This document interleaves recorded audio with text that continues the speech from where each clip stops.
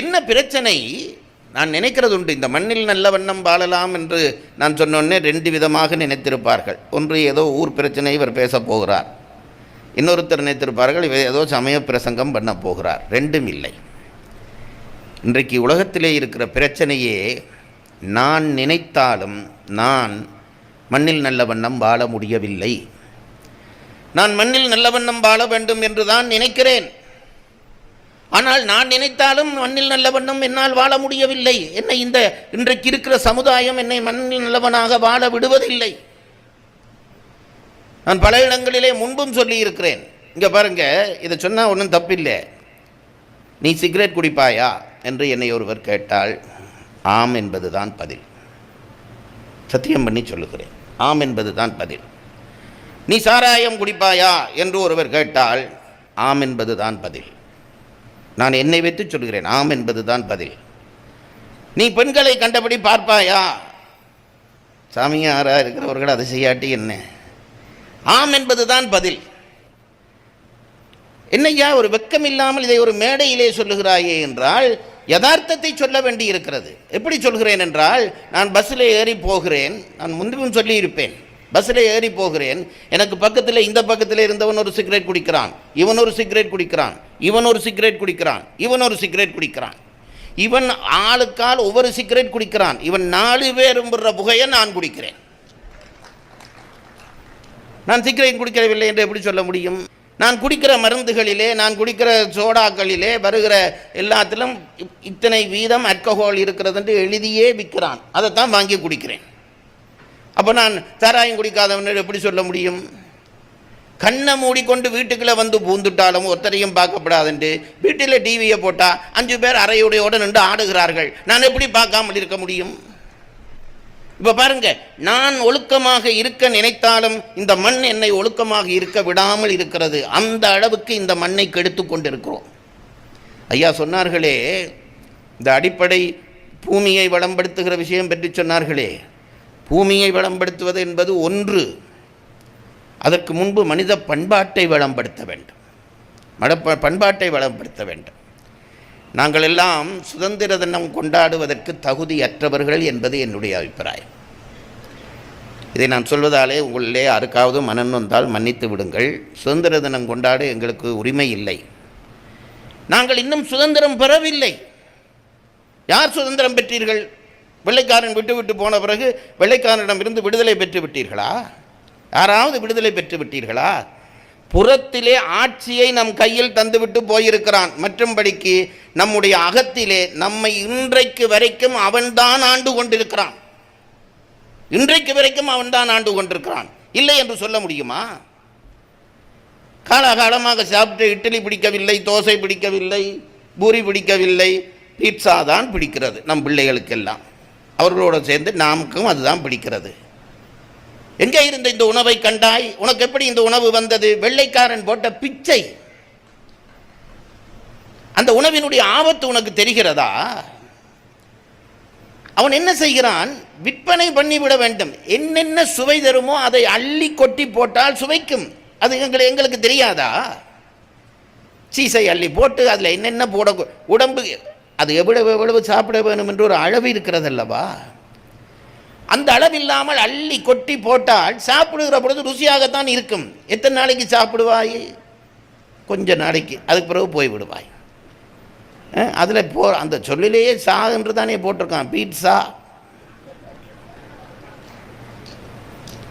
அப்படித்தானே சாப்பிடுகிறோம். உணவுலே எங்களோட உணவு போய்விட்டதே. வெள்ளைக்காரனுக்கு அடிமை தான் இன்றைக்கு பெருமை. கொக்கோ கோலா குடிக்க வேண்டும், குடித்தாதான் பெருமை. அப்படித்தானே இன்றைய இளைஞன் நினைக்கிறான். இது ஒரு பக்கம் என்று கேட்டால், உடையிலே மாறிவிட்டோமா? நம்மிடம் எத்தனை பேரிடம் இன்றைக்கும் வேட்டியும் சால்வையும் இருக்கிறது? நான் வேட்டி சால்வை உடுத்தால் தான் தமிழன் என்று சொல்லுகிற ஆள் இல்லை, எனக்கு அது வேற விஷயம். ஆனால் அந்த உடையை மதிக்கவாவது நம்ம இனத்துக்கு தெரிகிறதா? நான் இன்று கூட வந்து கொண்டிருந்தேன், இங்கே தான் வந்து கொண்டிருந்தேன் காரிலே. ஒரு பெண்மணி, ஒரு ஸ்கூட்டரில் ஒரு பெண்மணி போகிறாள். அவள் எங்கேயோ ஒரு பெரிய உத்தியோகத்தில் இருப்பாள் போல இருக்கிறது. அவளை பார்க்கிறேன், கன்னம் கரேர் என்ற அந்த ட்ரௌசர், அதற்கேற்ப கருப்பு நிறத்திலே ஒரு டிஷர்ட், அதுக்கு மேலே கருப்பு நிறத்திலே ஒரு கோட். இதில் எது நம் உடுப்பு எனக்கு தெரியவில்லை. இதில் என்ன கொடுமை என்று கேட்டால், வெள்ளைக்காரன் அதை போட்டது சரி. நான் வெள்ளைக்காரனை இப்படி சொல்லும், அவன் போட்டது சரி. ஏனென்றால் அவனுடைய பிரதேசம் குளிர் பிரதேசம். குளிரை உள்வாங்கல் விட வேண்டுமானால் கருப்பு உடை போடலாம், தடித்த உடை போட வேண்டும். அது ஒரு உடுப்புக்கு மேலே இன்னொரு உடுப்பு போட வேண்டும். அப்போ தான் குளிரை தாங்க முடியும். காலிலே தான் குளிர் ரொம்ப அதிகமாக பாதிக்கும், அதனாலே சொக்ஸ் போட வேண்டும். நெஞ்சிலே அடுத்ததாக பாதிக்கும், அதுதான் அவர்கள் டையாக முதல் கட்டத் தொடங்கி இப்பொழுது நாகரிகமாக வந்து விட்டது. இதெல்லாம் அவனுக்கு சரி, உனக்கு சரியா? ஐயா, ஏசி போட்டாலும் வேர்க்கிறது. வீட்டுக்குள்ளே ஏசி போட்டாலும் வேர்க்கிற இந்த நாட்டிலே பிறந்து கருப்பு கோட் கருப்பு டவுசர் போட்டு கொண்டு போகிறாயே, உனக்கு சொந்த புத்தி கொஞ்சமாவது இருக்கிறதா? நீ எப்படி சுதந்திர தினம் கொண்டாடலாம் நான் கேட்கிறேன். உனக்கு அதை போட்டால் பெருமை என்று நீ நினைக்கிறாய். என்னுடைய ஆசிரியர் இருந்தார் பாருங்கள், இலக்கண வித்தகர் நமசிவாய தேசியர் என்று அவருக்கு பெயர். அவர் ஒரு 4 முழ வேட்டி துண்டு, ஒரு சின்ன துண்டு, வெள்ளை துண்டு, அது கூட பளிச்சென்று வெள்ளையாக இருக்காது. வீட்டில் அவர் அதையே போடுவார், ஆனால் துவைச்சு தான் கட்டுவார். ஒவ்வொரு நாளும் துவைத்து தான் கட்டுவார். அது கயர்கள் முதலியெல்லாம் பிறண்டிருக்கும். அதுதான் அவருடைய உடுப்பு. எங்களுடைய தலைநகரத்துக்கு வந்தாலும் அவருக்கு அதுதான் உடுப்பு, மாற்ற மாட்டார். அவர் சொல்லுவார், ஷர்ட் போடுறதா, அதை எப்படி போடலாம் என்பார். இந்த வெக்கையை அவரால் தாங்க முடியல. நாங்கள் கொஞ்சம் கொஞ்சமாக மாறிட்டோமே. நம்முடைய உடை இன்றைக்கு நம் கையில் இல்லை, நம்முடைய உணவு நம் கையில் இல்லை, நம்முடைய வழிபாட்டு முறை இருக்கிறது என்றால் வழிபாட்டு முறை இல்லை. அந்த விஷயத்திலே நான் கிறிஸ்தவர்களையும் இஸ்லாமியர்களையும் போற்றுகிறேன். அவர்கள் இன்றைக்கும் தங்கள் சமயத்தை போற்றுகிறார்கள். நாங்கள் தான் கைவிட்டு விட்டோம். நெற்றியிலே விபூதியோடு ஒரு பிள்ளையை பார்க்க முடியவில்லை. அப்போ என்ன, நம் மூதாதையர்கள் எல்லாம் முட்டாளா? இதை சும்மா அப்போ சொன்னார்களா? அதில் ஏதாவது நியாயம் இருக்கிறதா? என் மதத்தை நான் அடையாளப்படுத்த ஒரு குறியீடு வைப்பதிலே என்ன தவறு? அது இல்லாமல் போய்விட்டது. என் மதம் பற்றிய பண்பாடு அது நிற்கிறதா? நான் இரத்த கண்ணீர் வடித்து சொல்லுகிறேன், இரத்த கண்ணீர் வடித்து சொல்லு. இதெல்லாம் இறக்குமதியான விஷயங்கள். சாப்பாடு இப்படி கெட்டது, உடுப்பு இப்படி கெட்டது, இவையெல்லாம் இறக்குமதியான விஷயங்கள். கடைசியாக என்ன ஆயிற்று தெரியுமோ? நம் பண்பாடு கெட்டதையா, அதுதான் பெருங்கொடுமை. பண்பாடு கெட்டது என்றால் என்ன? பண்பாடு கெட்டது என்பதற்கு சொல்லுகிறேன், வேறொன்றும் இல்லை. எங்களுக்கு சமுதாயத்திலே எங்களுக்கு ஒரு உண்மை தெரியும். என்னவென்றால், தமிழர்கள் அதை நன்றாக வாழ்ந்து அனுபவித்து தெரிந்து வைத்திருந்தார்கள். வாழ்க்கை ஒரு வட்டம், வாழ்க்கை ஒரு வட்டம். இப்போ பாருங்க, இதில் நீ ஒரு குழந்தை, இந்த குழந்தையை குழந்தையாக உன்னால் இயங்க முடியாது, தனியே குழந்தையாக இயங்க முடியாது. உனக்கு உணவு தர வேண்டும், உன்னை பாதுகாக்க வேண்டும். ஆகவே உனக்கு ஒரு பெற்றோர் வேண்டும். இது கீழ்ப்புள்ளி. இப்போ நீ இளைஞனாக வந்து விட்டாய். இப்போ உனக்கு அடுத்ததாக நீ ஒரு ஒரு ஒரு குடும்பஸ்தனாக மாறுகிறாய். இப்போ குடும்பஸ்தனாக மாறிவிட்டாய் அல்லவா? இது அடுத்த நிலை. இப்பொழுது உனக்கு ஒரு குழந்தை பிறந்து விட்டது. இது 3வது நிலை. நீ இந்த இடத்துக்கு போகிற பொழுது உன்னை குழந்தையாக பாதுகாத்த பெற்றோர்கள் இப்பொழுது இயங்க முடியாத நிலைக்கு வந்திருப்பார்கள். நீ இயங்க முடியாமல் குழந்தையாக இருந்த காலத்திலே இயங்கக்கூடியவர்களாக இருந்த பெற்றோர்கள் நீ இயங்கக்கூடியவனாக வருகிற காலத்திலே இயங்க முடியாதவர்களாக மாறிவிடுவார்கள். எப்படி நீ குழந்தையாக இருந்த பொழுது படுத்த படுக்கையிலேயே சலம் கழித்தாயோ மலம் கழித்தாயோ, அப்படி பெற்றோர்கள் வந்து விடுவார்கள். நினைத்து பாருங்கள், அதை சுமை என்று கருதுகிற ஒரு சமுதாயம் இன்றைக்கு வந்துவிட்டது. பெற்றோரை சுமை என்று கருதுகிற சமுதாயம். சீ என்று சொல்லத்தான் மனம் வருகிறது. அந்த பெற்றோர் இல்லாவிட்டால் நீ வாழ்ந்திருப்பாயா? வாழ்ந்திருக்க உன்னால் முடியுமா? இன்றைக்கு பெற்றோரை கொண்டு போய் அனாதை விடுதியிலே விடுகிறாயே, நீ குழந்தை, உன்னை வைத்துக்கொண்டு வாழ்க்கையை அனுபவிக்க முடியவில்லை என்று இளம் வயதிலே அந்த பெற்றோர்கள் நினைத்திருந்தால் நீ அனாதை விடுதியிலே அல்லவா வாழ்ந்திருப்பாய்? அந்த பண்பாடு கூடவா உனக்கு தெரியவில்லை? கொண்டு போய் வயோதிபர் இல்லத்திலே விடுகிறார்கள். என்ன காரணம்? நமக்கென்று ஒரு இயல்பில்லை.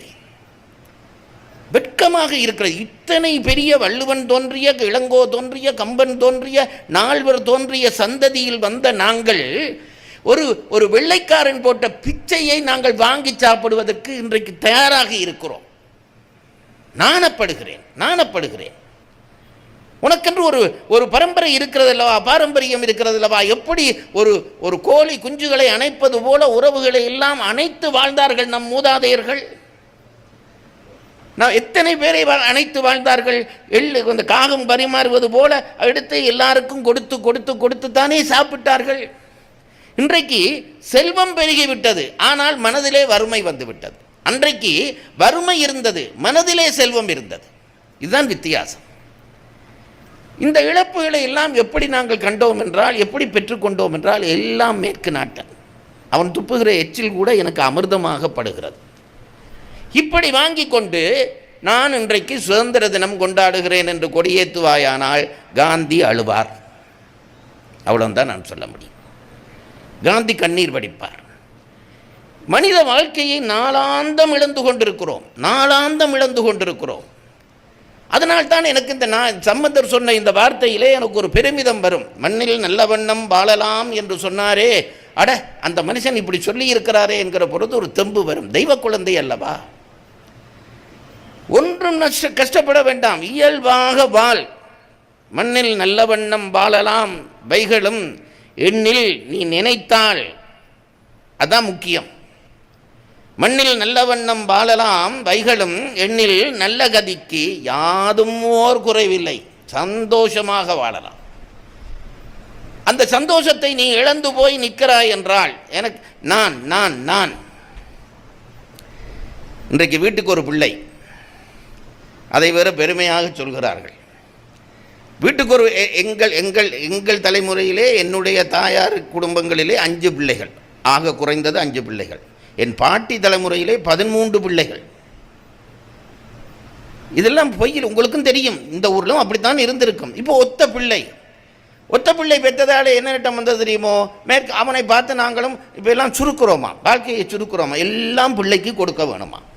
பிள்ளைக்கு ஒரு குறையும் விடப்படாதாம். அவன் என்ன கேட்குறானோ கொடுக்கும். அப்போ ஒரு பிள்ளை இருந்தால் தான் அப்படி கொடுக்கலாம்.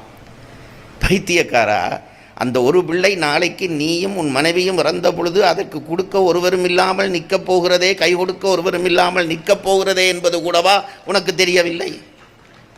இன்றைக்கு நீ கொடுக்குற ஐஸ்கிரீமும் சாப்பாடும் பொம்மையும் தானே அதுக்கு முக்கியம். நாளைக்கு அது வளர்ந்து சோர்வுறுகிற பொழுது நான் உனக்கு நிற்கிறேன், சக உதரன் நிற்கிறேன், உன் வயிற்றிலே பிறந்தவன் நான் நிற்கிறேன், பயப்படாதே, எனக்கு சொல் என்று சொல்ல ஒரு சகோதரன் இல்லாவிட்டால் நீ என்ன மனிதன்? அந்த சகோதரனை கொடுக்க முடியாமல் சாப்பாடு கொடுக்கிறாய், முட்டாளினம். சகோதரனை கொடுக்க முடியாமல் சாப்பாடு கொடுத்து கொண்டிருக்கிறோம். எல்லாம் இந்த இந்த இந்த பண்பாட்டு சிதைவுகள். அதனால்தான் சொல்லுகிறார், ஒரு குறையும் இல்லை, ஒரு குறையும் இல்லை. எனக்கு தெரிய என்னுடைய தாயாருடைய தாயார் இருந்த காலம் தொடக்கம் எனக்கு தெரியும், அறிவிக்க தெரியும். அவர் ஒரு நாளும் வீட்டுக்கு வந்தவர்களை அவர் ரொம்ப சாதாரணமாக எங்கள் வீட்டிலே அந்த சமையலறை என்பது ஒரு ஓலை குடிசை, அப்படித்தான் பெரும்பாலும் இருக்கும். இந்த பனைமட்டைகளை வைத்து வேய்ந்திருப்பார்கள், இந்த நெருப்பு பிடிக்காமல் மேலே பனை ஓலையால் வேய்ந்திருப்பார்கள். இதுதான் மண்ணாலே மெழுகி சாணம் போட்டு மெழுகுவார்கள். இதுதான் அந்த வீடு. எரிக்கிறது அடுப்பு வச்சு விறகு வச்சு எரிக்க வேணும், பாலை வச்சு எரிக்க வேணும், எரித்து தான் சமையல், மண்பானையில் தான் சமையல். அப்போ எல்லாம் இந்த சில்வர் பாத்திரம் வரையில்லை, பித்தளை பாத்திரம் தான். வீட்டில் இருக்க பெண்களில் 6வது ஒருத்தருக்கு என்ன வேலை என்றால், காலமாக போயிருந்து ஒரு வாளியில் தண்ணி அள்ளி வச்சு அந்த அந்த பித்தளை பாத்திரம் எல்லாம் அப்படியே விளக்கி எடுக்க வேண்டும். அதை ஒரு வேலையாக செய்ய மாட்டார்கள். அப்பொழுது உள்ள பெண்கள் சந்தோஷமாக செய்வார்கள். அதை விளக்கிட்டு கழுவிட்டு இப்படி சூரிய வெளிச்சத்தில் இப்படி பிடிச்சு பார்ப்பார்கள், மினுங்குதான்ட்டு. அதுக்கு பிறகு தான் கொண்டு வந்து உள்ளே வைப்பார்கள். இப்படி இருந்த வாழ்க்கை நம் வாழ்க்கை. அந்த அந்த அந்த மண் சமையலறைக்குள்ளே தான் பாட்டி 50 பேருக்கு சாப்பாடு போட்டாள். எனக்கு இன்றைக்கும் தெரியும், வீட்டுக்கு யாராவது ஒருத்தர் வந்தால் என்னுடைய பாட்டி சாப்பிடுகிறாயா என்று கேட்டதில்லை, சாப்பிட்டாயா என்று கேட்டதில்லை, சாப்பிடு என்று தான் சொல்வார். சாப்பிடு என்று தான். யார் வந்தாலும் தம்பி வா சாப்பிடு. நாங்கள் இப்போ அப்படி இல்லை, மாறிட்டோம். சாப்பிட்றீங்களோ, எந்த வெக்கம் கட்டவன் ஓம் பண்ணுவான். சாப்பிடுகிறீங்களோ, அதுக்கு பிறகு சாப்பிட்டு வந்துட்டீங்களோ, அது இப்போ இன்னும் கொஞ்சம் மேலே வளர்ந்துட்டோம், அதுக்கு பிறகு சில பேர் சாப்பிட்டு இருப்பீங்கன்றே சொல்கிறான். ஏண்டா நீ இல்லை என்று சொல்லு, அதுக்குத்தான் நான் உன்னை கேட்குறேன். அப்படித்தான் வாழ்ந்தார்கள். வறுமை, ரொம்ப வறுமை இருந்தது. ஒன்றும் பெரிய இப்போ இருக்கிற செல்வத்தினுடைய 100ல் 1 பங்கு ஒரு வீட்டிலே இருக்கவில்லை. கார் இல்லை, ஒன்றும் இல்லை. ஆனால் மனம் நிறைய அன்பிருந்தது. அந்த அன்பை கொண்டு அள்ளி அள்ளி கொடுத்தார்கள். எல்லாருக்கும் அள்ளி அள்ளி கொடுத்தார். எவன் வந்தாலும் ஒரு சமையல், ஒரு சாப்பாடு. சாப்பாடு இல்லை என்றே எங்கள் வீடுகளிலே அந்த காலத்திலே இருந்ததில்லை. எனக்கு நன்றாக தெரியும். சாப்பாடு இருக்காது. கட்டாயம் பானையிலே சாதம் இருக்கும். அது ராத்திரி இருந்து மிஞ்சும். அந்த மிஞ்சிற சாதத்திலே தண்ணி ஊற்றி வைப்பார்கள். ஏனென்று கேட்டால் ராத்திரியிலே யாராவது வந்தால் போட வேணுமே என்பார்கள். இன்றைக்கு 4 பேரா, அப்போ ஒரு ஒரு ஒரு இவ்வளவு அரிசி போட்டால் போதும், எல்லாம் கணக்கு வச்சு தராசில் நிறுத்து வச்சிருக்கிறான். அதை தான் போடுவான். போட்டு சாதம் வந்தால் சமமாக பிரித்து சாப்பிட்டு பானையை சுத்தமாக கழுவி கவிட்டுட்டு தான் படுக்கிறார். ஒரு பிள்ளை வர முடியாது, பிறகும் வர முடியாது, சாப்பிடக்கையும் வர முடியாது. சாப்பிடக்க வந்தாலும் கொடுக்க மாட்டான். இதுதான் நீ செல்வனா? இதுதான் உன்னுடைய வாழ்க்கையா? அவர் சம்பந்தர் சொன்னார், எண்ணில் நல்ல கதிக்கு யாதும் ஒரு குறைவில்லை. நினைச்சு பாருடா, அந்த கிழவி வாழ்ந்தது முடிஞ்சது தானே, உன்னாலே ஏன் வாழ முடியவில்லை? அந்த கிழவி 13 பிள்ளைகள் பெற்று சகோதரங்கள் எல்லாம் கைகோத்து நின்றனவே ஒரு இன்ப துன்பம் வருகிற பொழுது. உனக்கு அது ஏன் தெரியவில்லை? எனக்கு தெரிய சொல்லுகிறேன் பாருங்கள். இதில் உங்களுக்கு பதிக்க வேணும் என்பதற்காக சொல்லுகிறேன். என் பாட்டியினுடைய தாய் பூட்டி, அவர்களுக்கு தான் இந்த 13 பிள்ளை அப்படி ஏதோ, அவர்கள் கடைசியிலே படுக்கையிலே கிடந்தார்கள். மலம் சலம் எல்லாம் படுக்கையிலே போச்சு. ஒரு ஆம்பளை பிள்ளை அந்த தாயை வச்சு பார்த்தார் பாருங்க. ஒரு ஆண் பிள்ளை, பொம்பளை பிள்ளையும் இல்லை. ஒவ்வொரு அப்போ இப்போ மாதிரி பெரிய இந்த மாபிள் போட்ட பாத்ரூம் கிடையாது, பைப்பை திறந்தா வர்ற தண்ணி கிடையாது. ஒரு பக்கத்தில் மணல் குவிச்சு வச்சிருப்பார்கள். நான் கண்ணால் பார்த்துருக்கிறேன். அந்த கிழவி மலம் கழித்து விட்டாலோ என்னவோ அந்த மண்ணை கொண்டு வந்து ஒரு வெறுப்பில்லாமல் போடுவார். போட்டு சாமி பிரசாதம் அல்ற மாதிரி கையால் அள்ளி கொண்டு போய் வெளியில் போடுவார், கையை கழுவுவார். இதுதான் வாழ்க்கையாக இருந்திருக்கிறது. ஏனென்றால் தாய்க்கு கடமை செய்கிறேன் என்கின்ற அந்த உணர்வு இந்த அழுக்கை எல்லாம் மறக்க செய்யும். பிள்ளையினுடைய அழுக்கை யாராவது பெற்றோர்கள் அழுக்கென்று நினைத்திருக்கிறீர்களா? நான் உங்களை கேட்கிறேன். குழந்தையினுடைய அழுக்கை யாராவது அழுக்கென்று நினைத்திருக்கிறீர்களா? ஐயோ இது எனக்கு கிருமி பிடித்துவிடும் என்று எவனாவது கையை உதறி இருக்கிறாயா? உன் பிள்ளை உனக்கு முக்கியம் என்றால் அதே தானே உன் தாய் உனக்கு செய்தாள், அதையே நீ மறக்கிறாய். வாழ்க்கையை வாழ தெரியாமல் வாழ்ந்து கொண்டிருக்கிறோம். அதனால்தான் ஞானசம்பந்தர் சொன்னார், மண்ணில் நல்ல வண்ணம் வாழலாம், வாழ்வதற்கு ஒரு குறையும் இல்லை, நீ நினை, அதான் முக்கியம். நீ நினைக்க வேண்டும். இல்லை இல்லை இல்லை என்றால் என்றைக்கும் இல்லைதான். நான் என்னுடைய கம்பன் கழகத்தில் இருக்கிற பிள்ளைகளுக்கெல்லாம் நான் எப்பொழுதும் ஒரு ஒரு ஒரு ஒரு என்ன மகுட வாக்கியம் சொல்லுவேன். எங்கள் ஊரிலே சம்மதத்துக்கு ஓம் என்று சொல்வார்கள். உங்களுக்கு அது தெரியும். ஓம் என்றால் சம்மதம். நான் அவர்கள் ஏதாவது ஒரு காரியம் செய்கிற பொழுது ஏதாவது ஒரு சமரசம் என்னால் அது முடியாது என்று சொன்னால் நான் சொல்வேன், இயலாது என்பதற்கு 200 காரணம் சொல்லாதே, ஓம் என்பதற்கு ஒரு காரணம் சொல்லேன். எனக்கு இதை செய்ய முடியாது என்பதற்கு 200 காரணம் சொல்லாதே, செய்ய முடியும் என்பதற்கு ஒரு காரணம் சொல். அதிலே இருந்துதான் உன் வாழ்க்கை தொடங்குகிறது. அதனால்தான் ஞானசம்பந்தர் சொன்னார், எண்ணில் நல்ல கதிக்கு யாதும் ஓர் குறைவில்லை. நீ நினைத்துப்பார், முடியும். யார் சொன்னது முடியாது என்று? உன் உணவை பகிர்ந்து கொடு. அதில் வருகிற கொடுத்து பார்த்தால் தானே சந்தோஷம் பெறுவதற்கு. நான் அதுதான் நினைப்பதுண்டு. பகிர்ந்தே நாங்கள் அனுபவிக்கவே இல்லையே, நல்லவற்றை நாம் தொடுவதில்லை என்று சத்தியம் பண்ணிவிட்டு இருக்கிறோம். மற்றவனுக்கு ஏதாவது கொடுத்து அதனாலே ஈத்துவக்கும் இன்பம் என்றார் திருவள்ளுவர். வாங்குகிற சந்தோஷம் இப்போ எல்லாருக்கும் தெரியுது, கொடுக்குற சந்தோஷம் ஒரு சந்தோஷம் இருக்கும். உனக்கு தெரியுமாடா? கொடுத்து பார். ஒரு ஏழைக்கு ஒரு 10 ரூபா கொடு, அவன் கையேந்தி வாங்கி ராசா நல்லா இறையா என்று சொல்லுகிறானே, அந்த பார்த்தால் அதில் கொடுக்க வேணும் என்ற ருசி உனக்குள்ளே தானாக பிறக்கும். நீ தானே பொக்கெட்டுக்குள்ள கையே விடுறா இல்லையே, உனக்கு எப்படி அந்த சந்தோஷம் தெரியும்?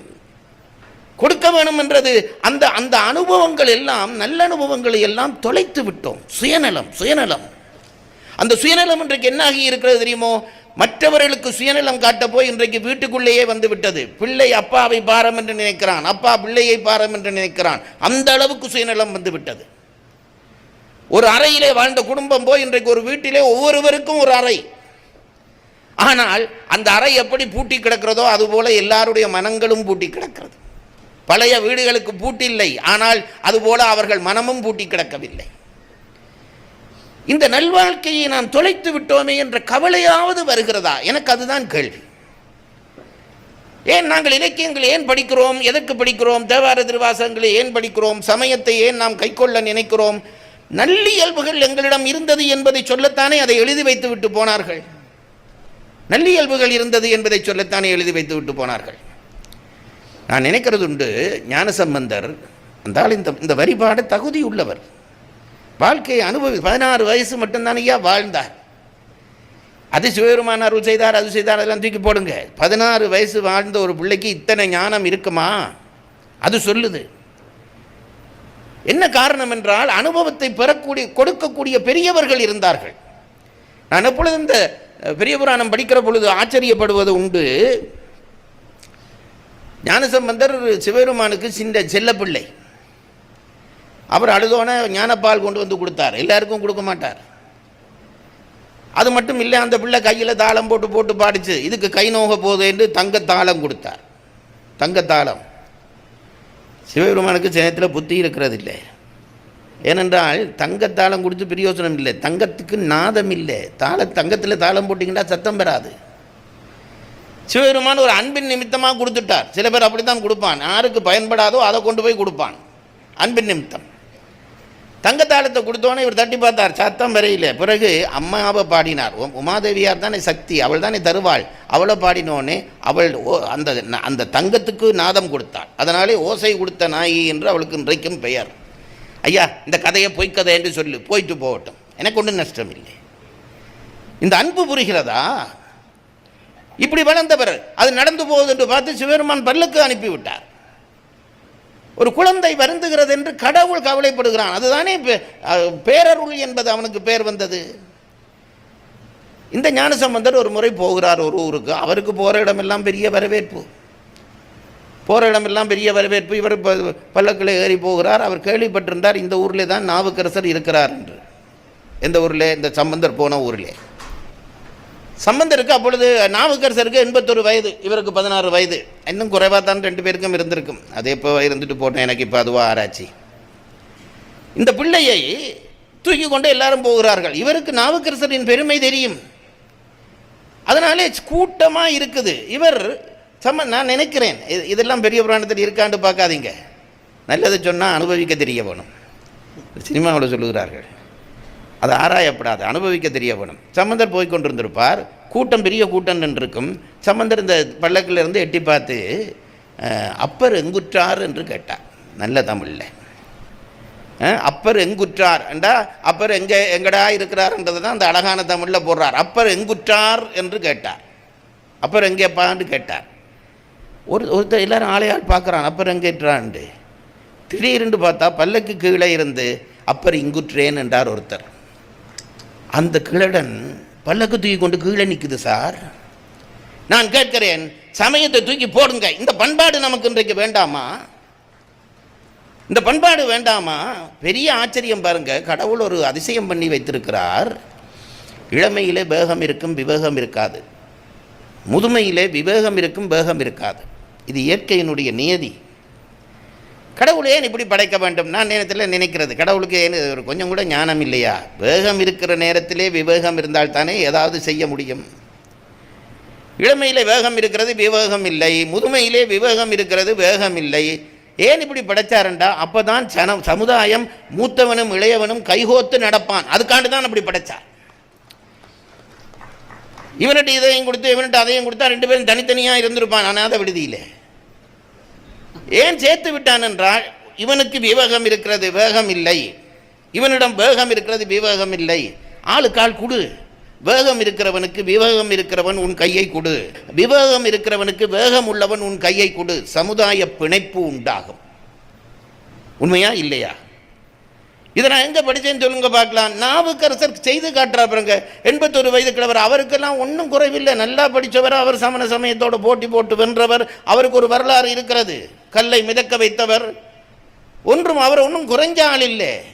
அவர் போய் சம்பந்த பெருமான தூக்க வேணுமா? நாங்கள் தூக்குவோமா? கார் கதவை திறந்து விடுறான் இல்லையா ஒருத்தன். இவருக்கு என்ன நான் திறந்து விடுறது? அப்படிதானே இன்றைக்கு நினைக்கிறோம். அவனுக்கு என்ன நான் செய்கிறது? அதுவும் மூத்தவன் என்றால் அவன் சின்ன பையன், அவனா வரட்டும், அப்படித்தானே நினைக்கிறோம். இந்த பெரிய நாவுக்கரசர் போய் பல்லக்கிளை தூக்கி கொண்டு போகிறார். எங்குற்றார் அப்பர் என்ற உடனே இங்குற்றேன் என்று சொல்லி அந்த ஆள் சொல்ல துள்ளி பாஞ்சு விழுந்திருப்பார் ஞானசம்பந்தர்.